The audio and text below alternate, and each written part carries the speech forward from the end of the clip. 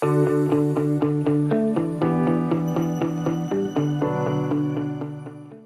well, I think it's a good time to get started. Welcome, everybody, to our latest PACE webinar.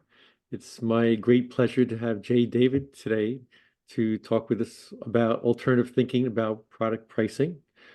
Jay's with a consultancy called Do Business Better.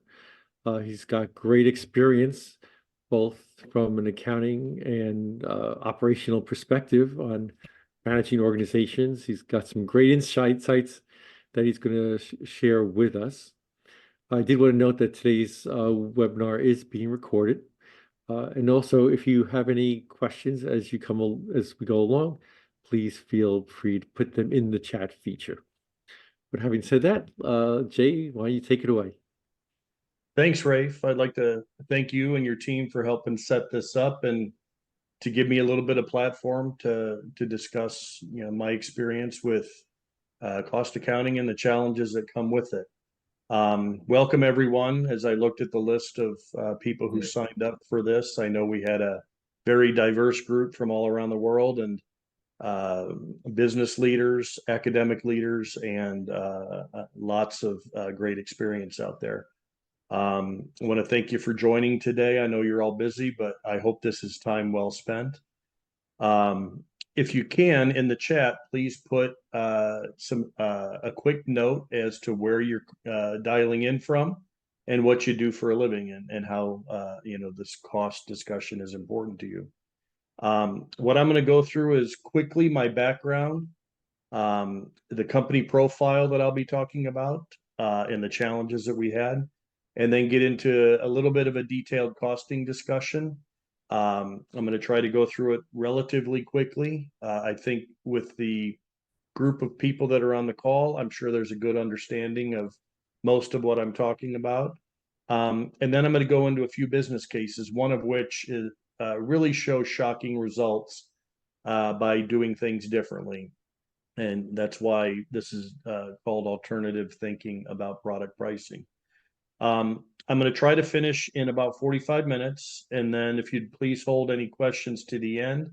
I think I have pretty much answered the majority of topics as I go along, but at the end, I'm happy to discuss. And then there's also contact information at the end of the presentation as well. My background, I have an accounting degree, and my first job was a cost accountant for a candy company. I hated sitting at my desk. I hated doing journal entries in the month-end close, so I spent most of my time on the production floor. I got involved in some very basic modeling through using Excel, almost a CAD-based type model where I could create variable situations in the factory. And that helped us justify a large capital project by looking at different scenarios. Very quickly, I became the cost accounting controller for an $800 million company. That company was acquired with some others, and I was kind of the last man standing as the cost accounting controller. Soon I moved into operations. I did operations analysis, budgeting, and so on. Through the acquisitions, we had several different ERP systems. So I translated different KPIs from each system for the operations team to be able to judge performance. Became a director of operations in that company and with multiple plants working for me, and led a consolidation plan where we closed a couple plants for fixed cost savings and expanded a couple of other ones. Then in a different organization, I became the chief operating officer in a cross-border operation, multiple plants, US and Mexico. We had about 3,500 employees and 6 plants overall.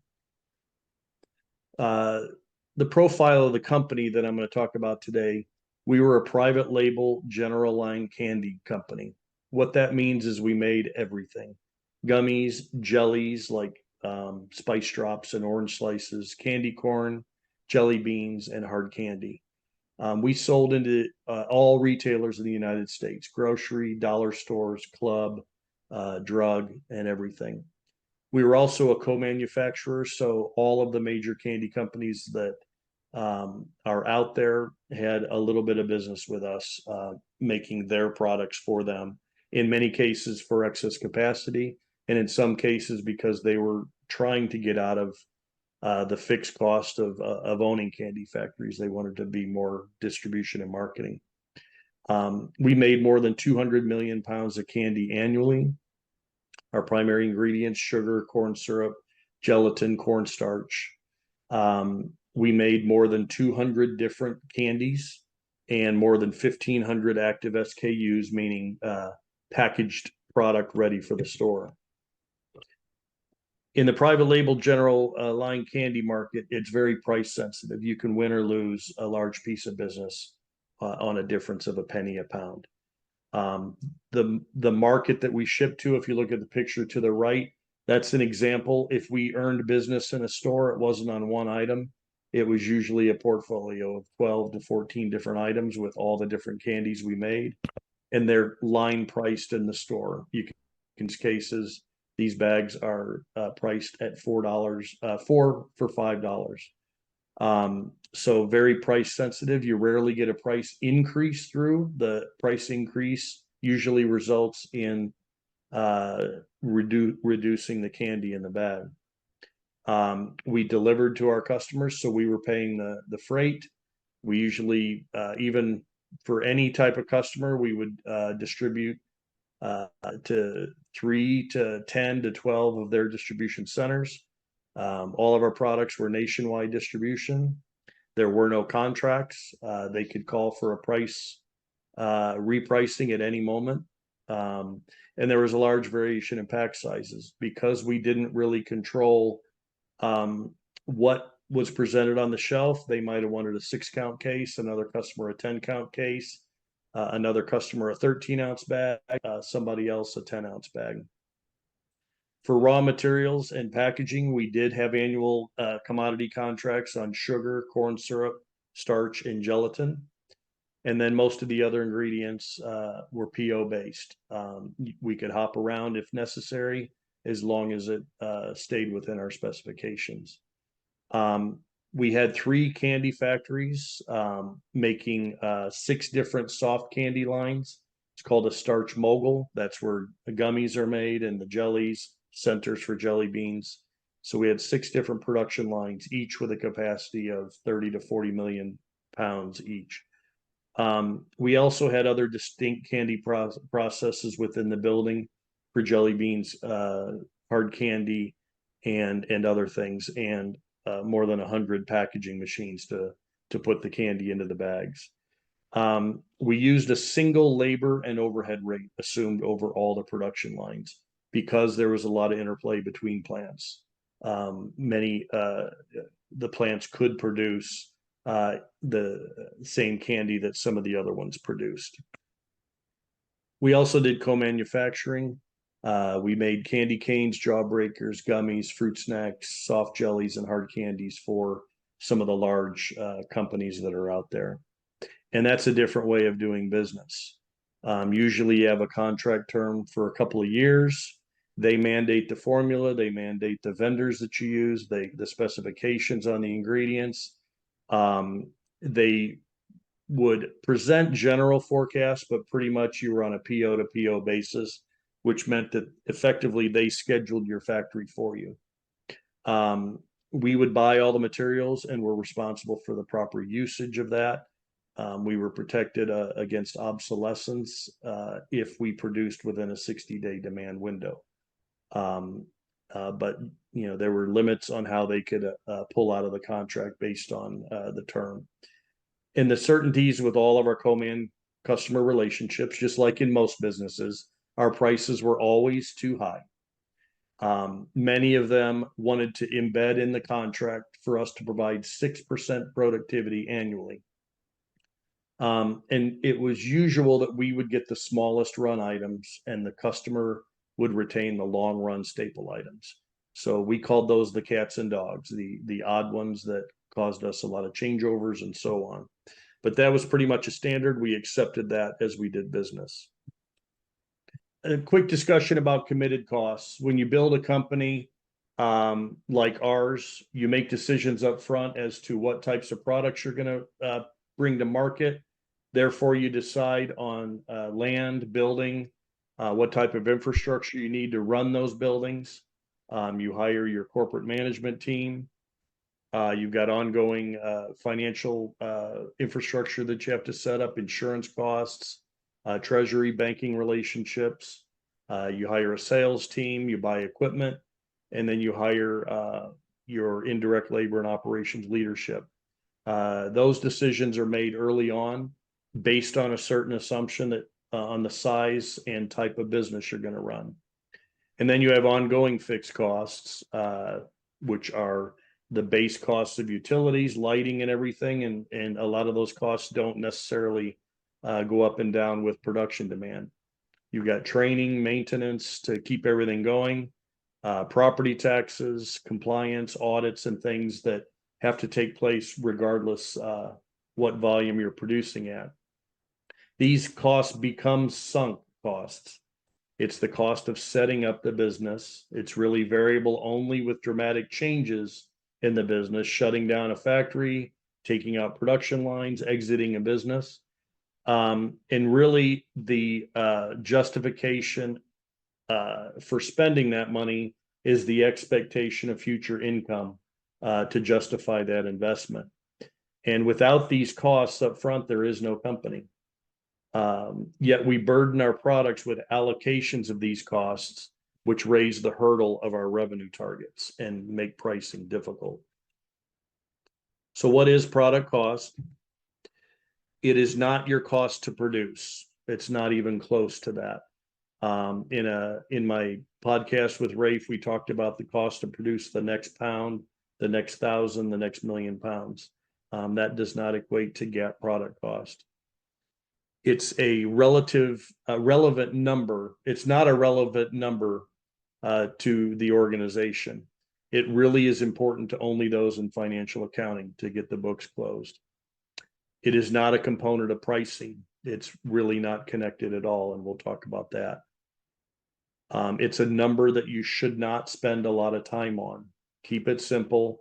I've built massive spreadsheets, and we use activity-based costing and lots of things to get to what we think is a more accurate version of product cost. But at the end of the day, it's really designed to close the books. And if we look at it under that spotlight, then we should spend less time on it, keep it simple, and then move on to a different way of looking at our costs. What product cost is, it's really a way to allocate costs against your revenue, so you pay the proper amount of taxes based on your net income over time. It allows the company to spread costs to, again, affect that tax liability. It is important to the structure of the income statement. It really gets us down to gross margin, but it is also the most misunderstood number in accounting, and it's the root cause to flawed decision making. So how did we calculate standard cost? We have materials, so we would project purchase prices for the year, including inbound freight. Our bill of materials would reflect a certain amount of scrap and yield, and then we would explode those unit costs, the formulas out into pounds, and then the packed product into cases. For direct labor, we would do a projection of fully burdened hourly rates for all the positions. Then we would usually get to a weighted average cost through several calculations and assumptions.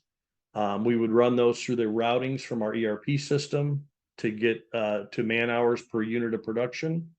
And then we would explode those into unit costs for labor. Overhead, the department budgets were projected and issued as proposals. Sales would lock in their volume budgets.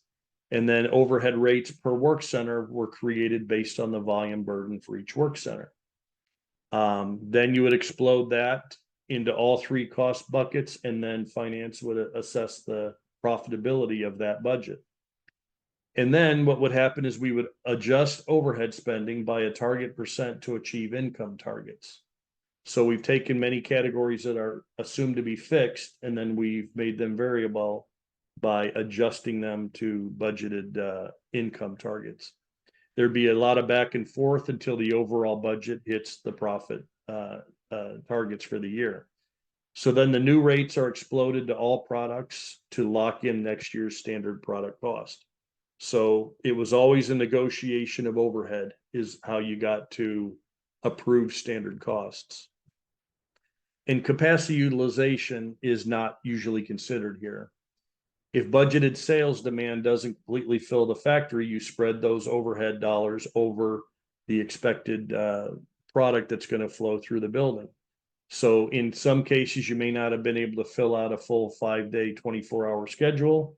And if you're less than that, you have partial shifts that you're allocating the full cost of those shifts over reduced product demand. And these both inflate overhead rates that will later be used for pricing. Things we know, but we seem to forget. The market decides the price of our products. Our only decision is, can we produce at a cost small enough to give us a financial return within the market? You can't impose a price on the market by taking your price, adding your expected margin, and going forward with it. Direct labor is not variable. Sending your trained and skilled employees home in a week when things are slow is a quick way to losing your talent and hurting your ability to produce in the future, especially post-COVID now. Improved OEE performance does not generate savings in itself. All you've done is produced more product. If you don't have an outlet to sell that product, it's just going to be in your warehouse. You have to do some other step to get those cost savings. If producing more efficiently is sustained, you might be able to shut down a production line, remove a shift, or something like that, but there has to be another activity. Many times over the years, I've had people come to me and said, hey, we made more product, or we cut down on waste, and therefore we've got savings. Well, you've got more product in the warehouse, but unless we sell it, it's not going to benefit us there. So there must be another action to get that cost savings. So now I'll talk about a different and better way to do business. So really the root of the problem is overhead allocation.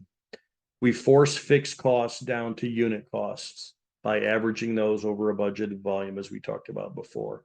So now you've taken fixed costs and forced them to be variable as you absorb those costs into your products.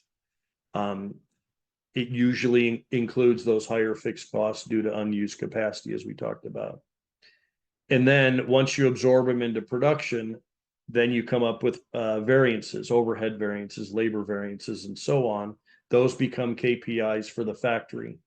And so you're telling the factory that because volume was down in a given month, they have to find fixed cost savings, of which those are very difficult to go after, and in many cases impossible. So the only outlet for them is to reduce indirect labor, direct labor, and other things, which end up destroying the factory's ability to succeed going forward. Quality usually suffers. You don't maintain your equipment. You don't buy the spare parts that you need. Material variances will soar, and you'll end up with labor variances with unskilled employees and a lot of turnover. So what should we do with overhead then? For gap and for product cost, the simplest method possible. We used to use labor dollars times 2.35 to get to our overhead rate. We would figure that overhead rate each year at budget time. Nothing more than that. You can use machine hours, labor hours, or base it on revenue. But all you're doing is trying to close the books here. And if you take that approach, you're going to save a lot of time there, which frees up the time to do the things that we're going to talk about in future slides.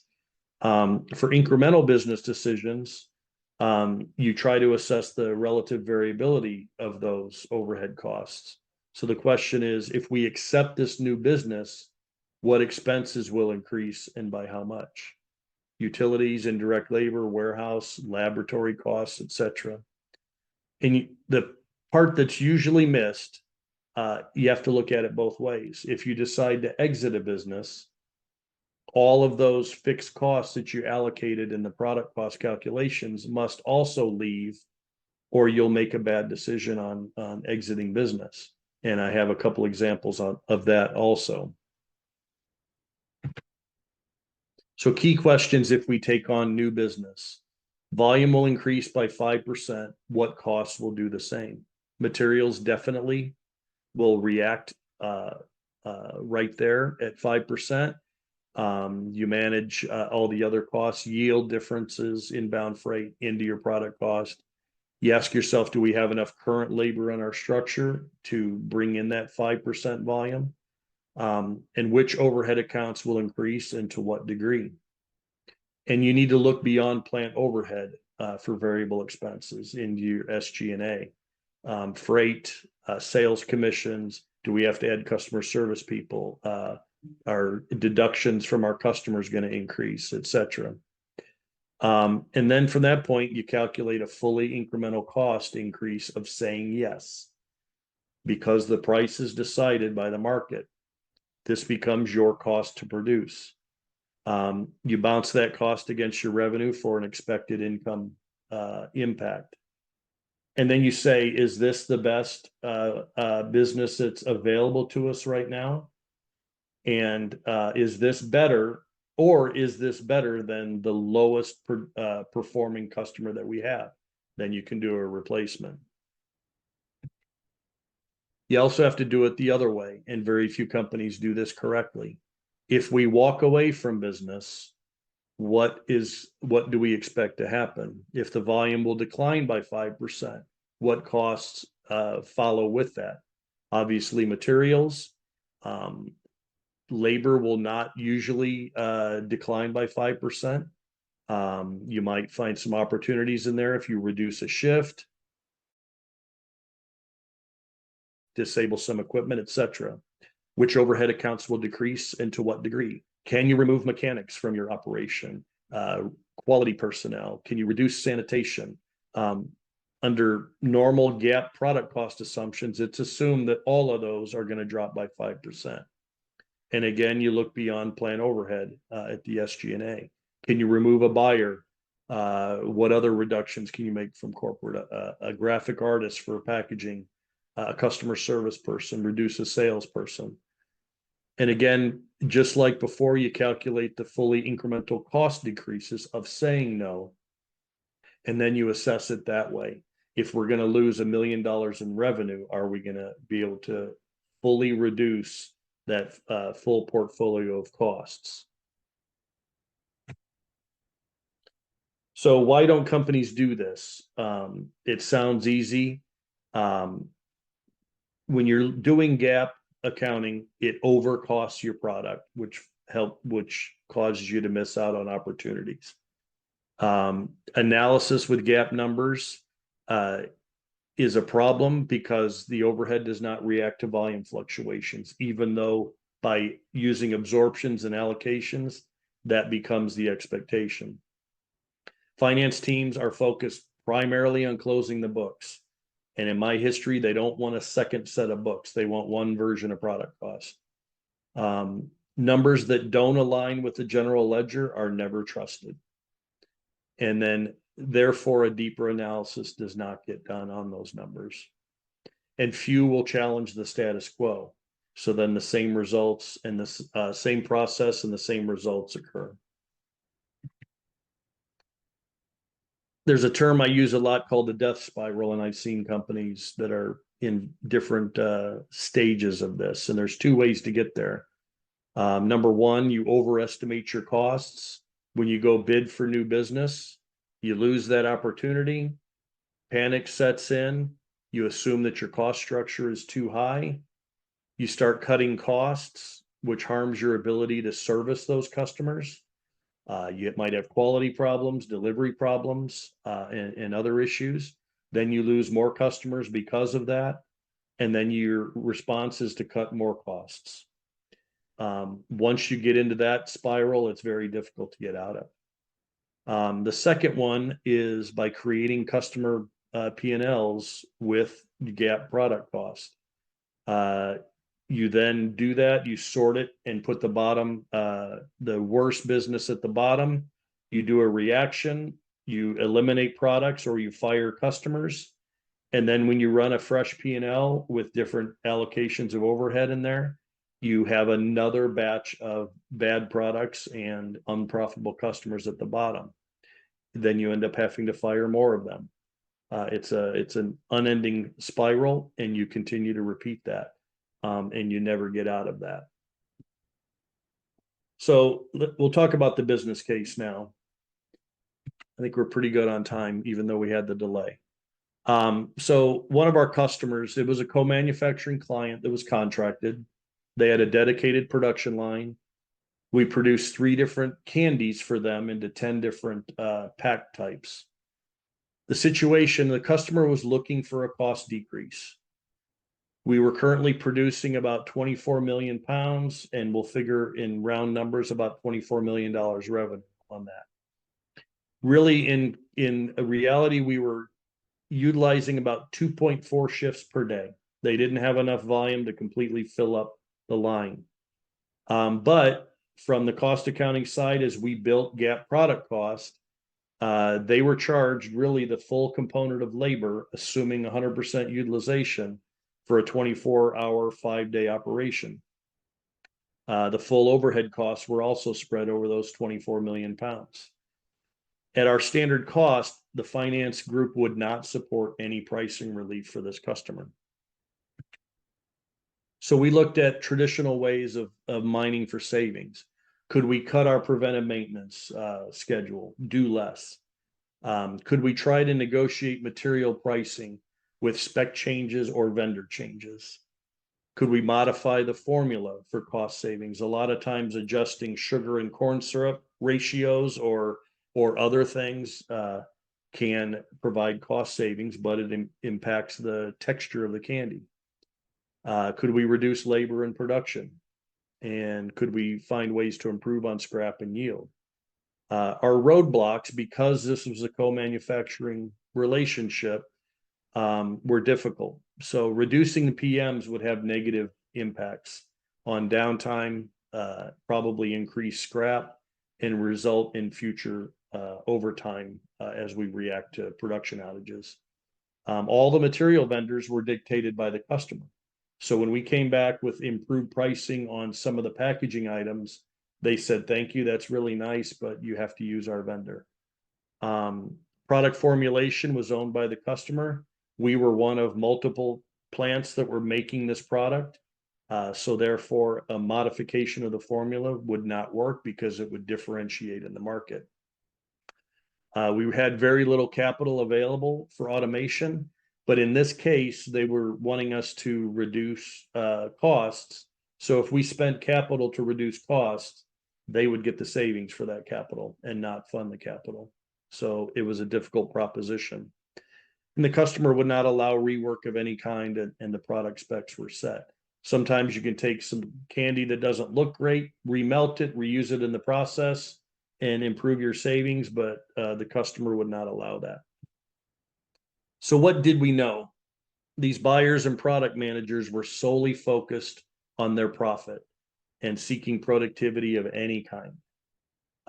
Their POs were not filling up the plants and became the open capacity became root cause for their inflated price. So our thoughts initially was, can we bring other products from our portfolio to make on this production line to help fill up those costs? Their schedule fluctuated a lot. So on any given week, we might have too much to produce, and another week, too little to produce. So permanently moving a product to that line was difficult. Can we take the people that are underutilized when we have a shift where we're not producing? Can we send them to another plant to help out there? And really all that would do is result in an overstaffing at the other plant that wouldn't come through with additional output. So it really wasn't a cost savings either. And we were working in Mexico, and in Mexico, labor is fixed. You contract personnel, you pay them, You cannot lay off. You cannot do anything without substantial penalty. So in this case, sending them home was not an option either. So we got together as the operations group and we brought in one of the more open-minded cost accountants, and we started looking at different scenarios. So what we decided to do is to evaluate our true variable costs for adding production. We estimated how much production could we accomplish if the third shift was full. And then we projected a rebate offer for the additional volume if the customer hit it. So we set up a rebate program for the buyer, and we would pay it in the given production year in December based on an estimation of finishing the year. So the rebate was such that if the volume hit 30 million pounds, they would receive a penny a pound for all of those pounds produced. If you remember earlier, the base was 24 million where we were at. That 30 million pounds would fill up that third shift. Then we went another layer deeper and said, if you hit 38 million pounds, we'll give you a 2% per pound rebate. And that would give them a $760,000 check. So the economics worked out that our fully loaded gap product cost was about 85 cents on that dollar. So the simple math worked out that our gross margin on the 24 million pounds was about 3.6 million. With the first level rebate, our labor and overhead were fully absorbed into that first 24 million pounds. So there was no incremental cost beyond the materials really to get that production done. We were already paying the people, and the overhead was already built into our cost. There were no additional commissions to be paid because we looked at SG&A and other things, and they picked up their own products, so we weren't incurring freight costs on this. So the simple math there, that extra 6 million pounds at really a 60 cent per pound gross margin would bring in another 3.6 million. Subtract the rebate from that, incremental 3.3 million to gross margin. So the result after the first yes was a total gross margin of 6.9, which was about a 92% increase. The gross income per pound went from 15 cents to 23 cents. So then the second level rebate was different.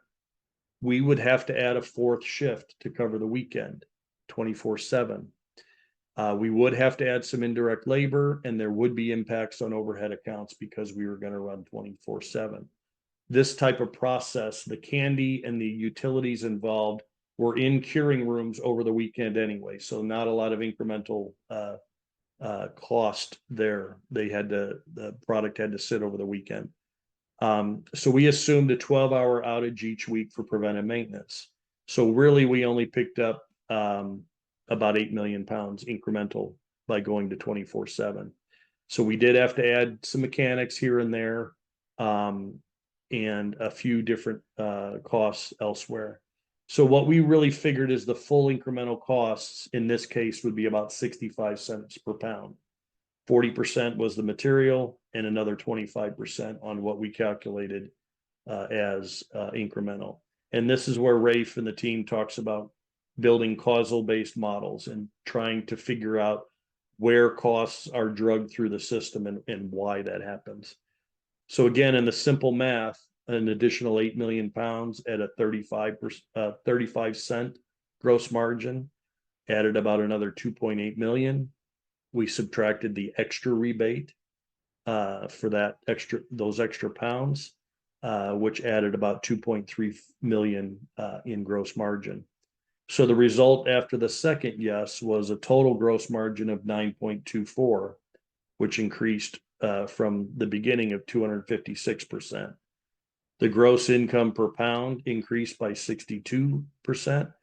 And the best of all is we had a buyer that could walk into his boss's office right before Christmas with a $760,000 check. So there were other results too. We now had a production line that was 100% utilized on a product that really had the same base formula. The only variations there were some colors and flavors. And we were able to run consistent long runs, in some cases, one product for an entire week. And then the next week, we would cycle through some of the other ones. So our overall efficiency actually increased. So we were able to come back to them and say, we can now go from 38 million pounds up to 40, 42 million pounds in the same cost structure and give you a larger rebate. Our overall company net income reached levels that had never been achieved before, which allowed us to embark on an aggressive plan. We bought a couple of companies, one of which was a bankrupt location that we restored production there, and actually later sold off that operation. And then it also helped us build a greenfield plant to increase our overall business. And the best of all is the company grew, our team grew, and we provided dozens and dozens of promotions to a lot of our supervisors and line workers to help them build their career.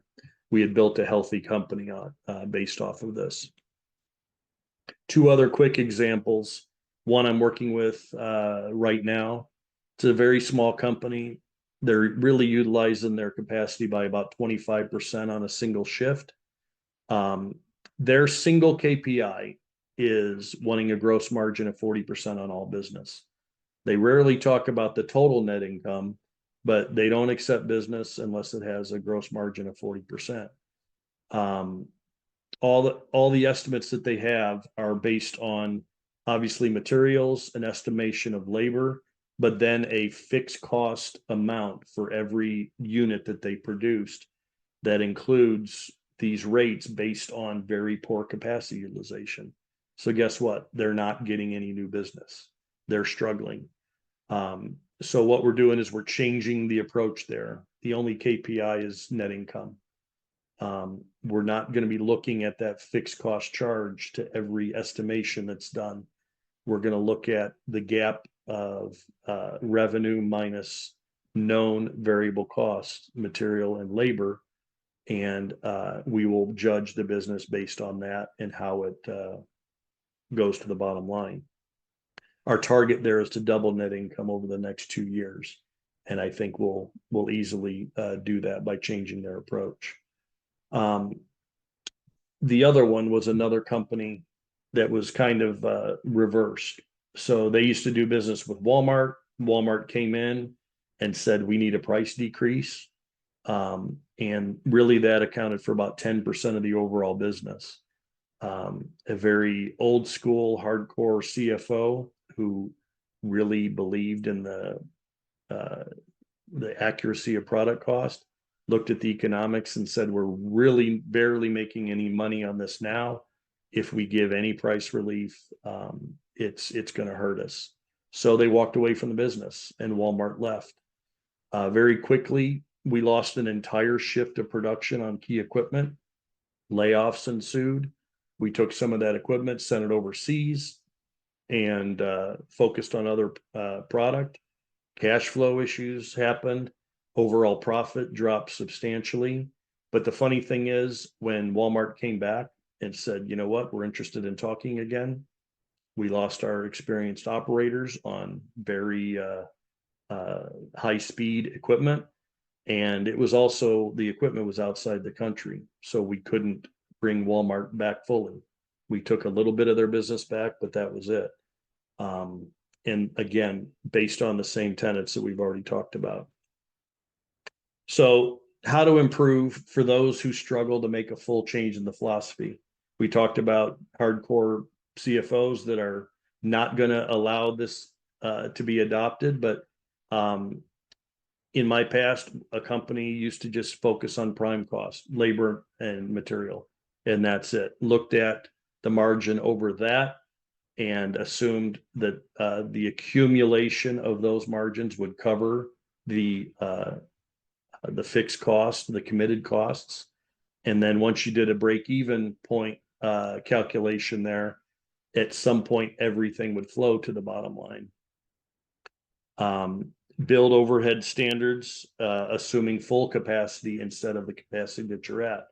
Robert Kaplan says this in his accounting curriculum that says, always assume full capacity. Then your KPI of unabsorbed overhead is now a performance measure for your sales team as well. They need to help close that gap by selling more product. If you're doing a customer and product P&L, don't try to jam every single cost into a product level or a customer level unless you know it's perfectly variable. You think you're being more accurate, but what you're really doing is clouding the analysis. Keep it with the incremental costs, and then sort your customers from best performing to worst performing, and then assess what you need to do there. Build causal models all the way through. If you're going to allocate anything to these P&Ls, it should have a clear correlation. You can use all sorts of regression analysis and other things to try to figure out if volume increases or decrease, to what level do some of these costs move with it. And again, the key is the break-even analysis. In one of the companies I worked with, we had not made profit for quite some time. We looked at a break-even analysis, and we figured the revenue target on a monthly basis that we needed to get to in order for money to start cascading to the bottom line. And in reality, that was an increase of about $3 million per month. The sales team aggressively went out with some aggressive pricing. We got to that number, and our net income line really bounced. We got way above that number, and we made numbers that the company had never seen before. So understanding what's truly variable helps you get to that break-even analysis. How many units do you need to sell to cover and fully overwhelm those fixed costs? And then this is my quote for the day. It's from somebody that after today, hopefully people will put some credence in some of my thoughts. But fixed costs, also known as committed costs, are sunk costs. Leave them alone. Quit playing around with them. And that's what I've got for today. Thank you for your time, and wide open for questions.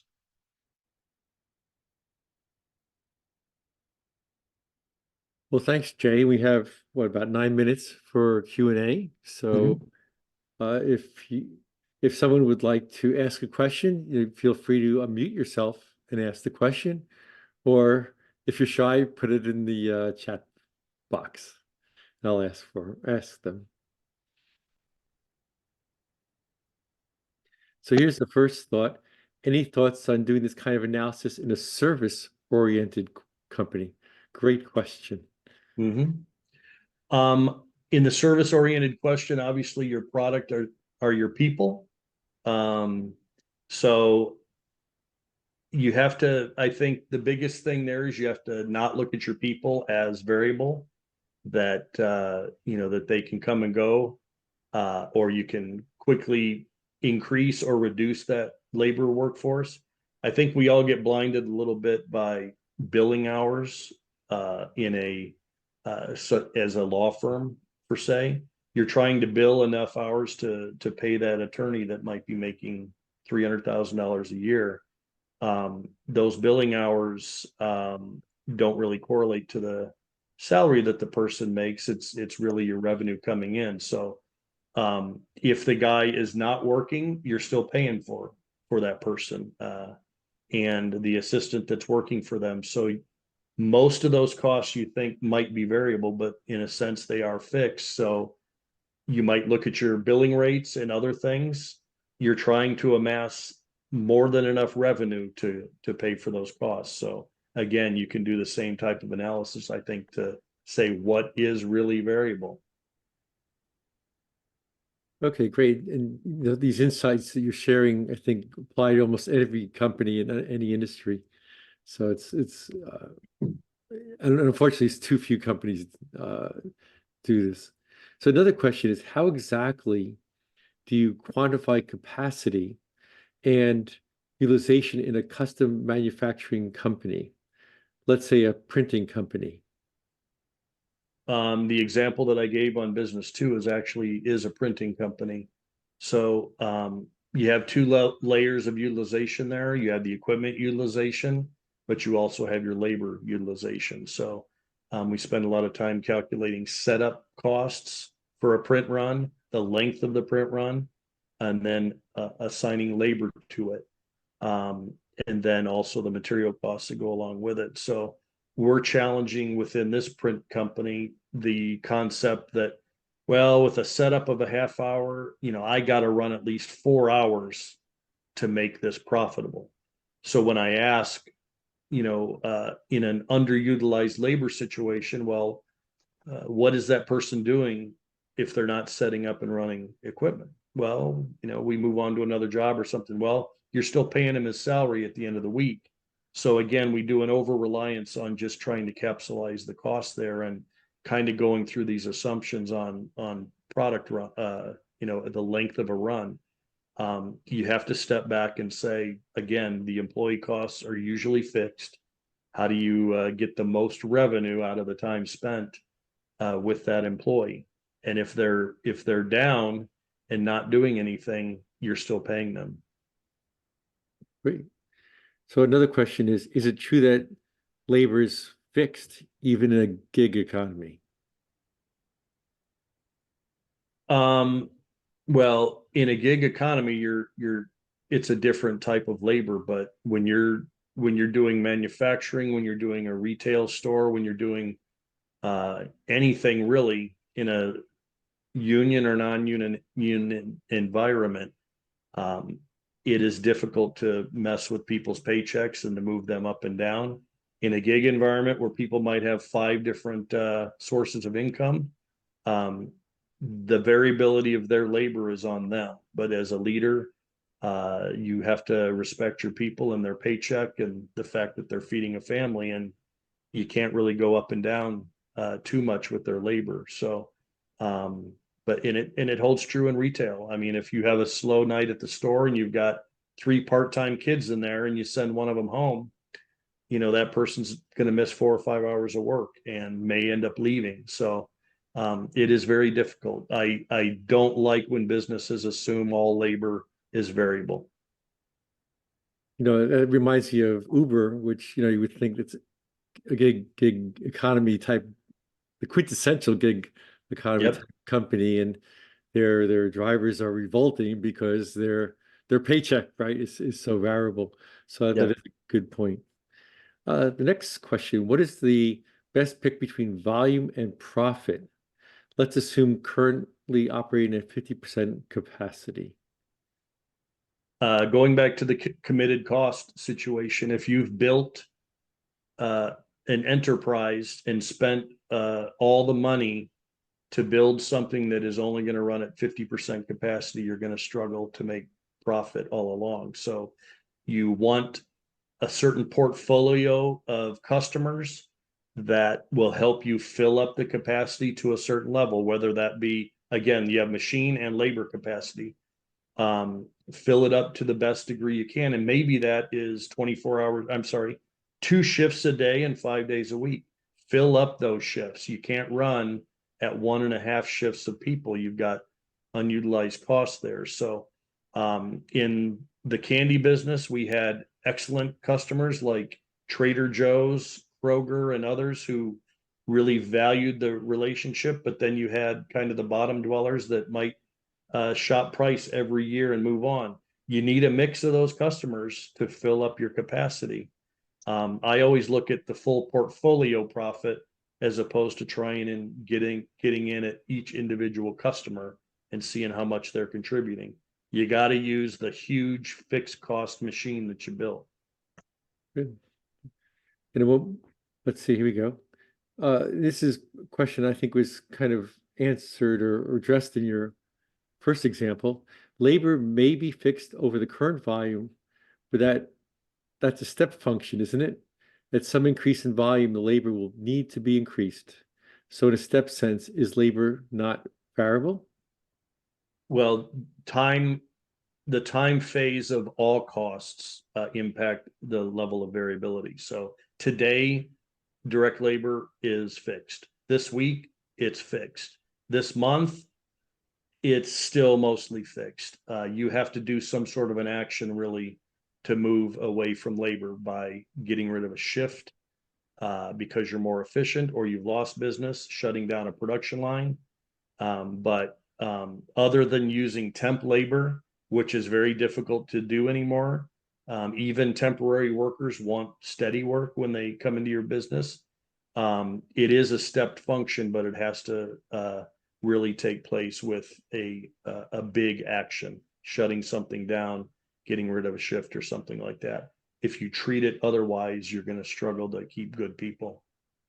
Great. And I think you also mentioned really focusing on incremental costs. So even if you have to add that for that second bonus type situation, Yeah. you had to add a shift. Again, you're focusing on incremental costs and not just applying some sort of arbitrary overhead rate. Right. We have a question, one last time for one last question. How does this work when pricing decisions are concurrent, like an annual price list for all products, and not consecutive, or in other words, being quoted one at a time? So again, the pricing is really decided by your market. So in our world in private label, every customer had different pricing structure for their products. An orange slice sold to Kroger had a different set of economics versus an orange slice sold to Albertsons. So we had individual pricing there. If you're a branded company and you're putting out a price list out there, my recommendation really overall is to assess your truly variable costs, figure out what that break even point is on how many overall units you need to sell. That helps you decide what target size of margin that you're going to have over those incremental costs, and you base your pricing there. But in normal situations with ongoing business, you do have a core business. The steps I outlined today work very well as you're looking at incremental new business, or when you're deciding should we fire a customer and move on from them. Well, one last question. Will we have access to the slide deck? I do want Yes. to mention, yes, okay, Yeah, I'm there's really nothing in here that is wide open. I'll review it and then I'll send it to Rafe. great. And the recording will also be available on the PACE website, like Yeah. all of our webinars.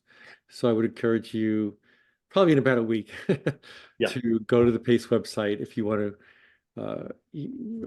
hear this webinar again or any of our other great webinars. Yeah. So thank you, Jay. I mean, this is,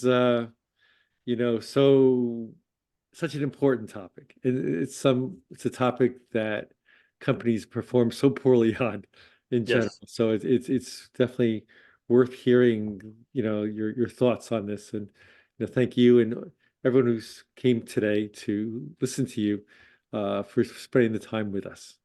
And PACE has a whole bunch of great webinars that we have lined up for the next month or two. I encourage everybody to come and check them out. Again, thanks to everybody and have a great rest of your day. Thanks, Rafe. Thanks, everybody. Thanks so much. Thank Bye-bye. you. Thank you. Bye-bye.